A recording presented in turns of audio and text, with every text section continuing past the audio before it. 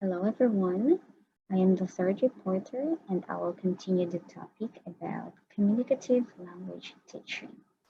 So I will be focusing on this topic and that would be about reviewing the techniques used in CLT or communicative language teaching.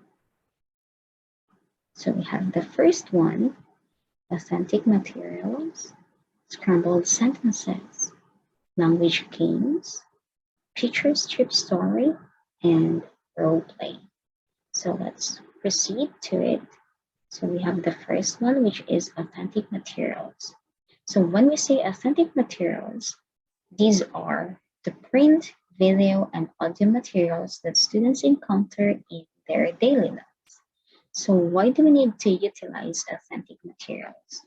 So authentic materials provide real-life examples of language used in everyday situations. And take note that using this content to teach the English language can make the learning process even more engaging, imaginative, and motivating for students. So what are examples of authentic materials? We have the first one, educational TV shows. We can also add here news segments and documentaries. We also have newspapers. We have images and photographs. And lastly, we have here movie clips, commercials, and online videos from any social media site. So these can be examples of authentic materials. So the next technique we have here, scrambled sentences. So this type of exercise teaches students about the cohesion and coherence properties of language. So when we say cohesion, it refers to how parts of a text are connected together. So when we say coherence, on the other hand, it talks about writing in a logical bridge between words, sentences, and paragraphs. So we have this example. So this allows students to practice playing with syntax. Or let's say it talks about the concept of complete sentences or completing sentences and the rules of punctuation and capitalization.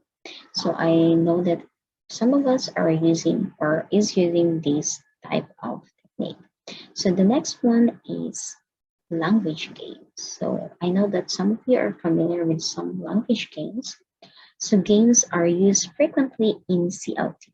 The students find them enjoyable, and if they are properly designed, they give students valuable communicative practice.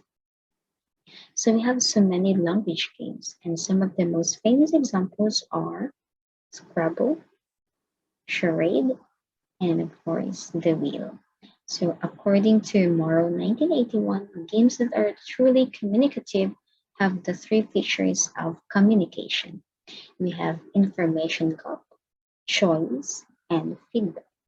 So an information gap is an activity where learners are putting information in the missing one. So they need to complete the task and they need to talk to each other to find it. So of course, moving forward, the speaker had a choice as to what he or she would predict, just like in the scenario given in the book and discussed a while ago by Miss Ma. Moreover, the speaker may receive feedback from the members of his or her group, which is very important. So moving on to the third one, which is picture strip story. So we have here this third one, and we have here some picture as an example.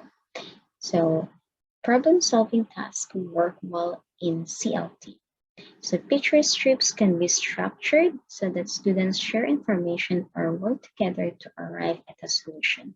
So this gives students practice in negotiating meaning. So what do you think is the hidden information or the scenario in the following pictures? So take note that this is also used in communicative language teaching. So lastly, we have role play.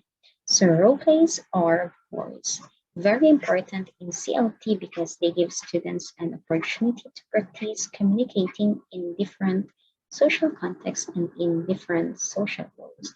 So I know that most of us is using role play for our assessment. So this part, it allows students to act out scenarios and also to make sense of situations they come across in. So take note that role plays can be set up so that they are very structured or in a less structured way. So what do we mean by structured role play? So this is usually achieved with a set of rules that students must follow in order to enact the scenes. Again, there are a certain set of rules. So when we say less structured, on the other hand, teachers are allowing students to come up with their own ideas on what to do with their role play. So this is very important because this would give students opportunities to practice self-directed executive functioning.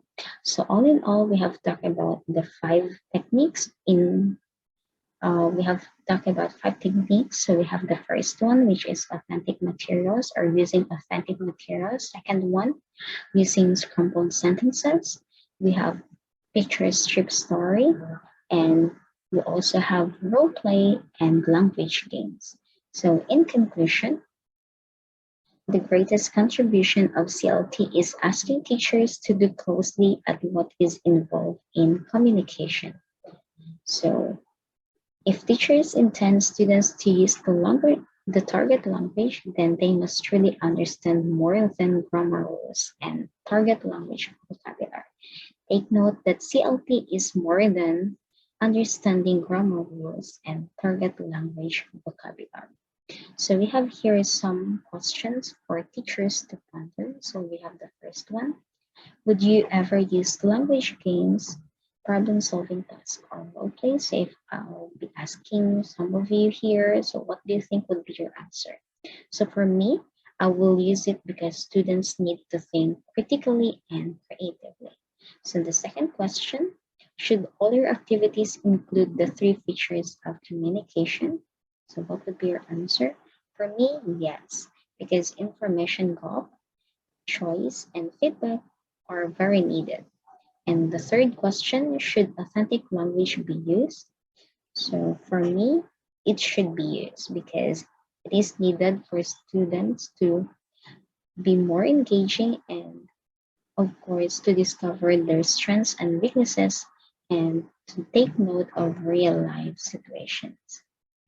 And the last one, are there any other techniques or materials of CLT that you would find useful? So I want some of you to answer this last question. I hope you can also share some of your thoughts regarding this. So thank you for listening, everyone. Thank you again.